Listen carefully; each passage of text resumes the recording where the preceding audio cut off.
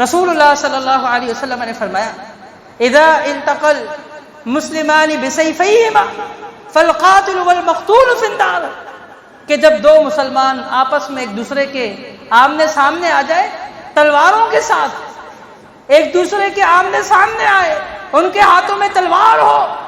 فرمایا قاتل اور مقتول دونوں جو ہے جہنم میں۔ صحابی رسول نے پوچھا یا رسول اللہ قاتل کا معاملہ تو معلوم ہے، واضح ہے کہ اس نے قتل کیا، وہ جہنم میں جائے گا،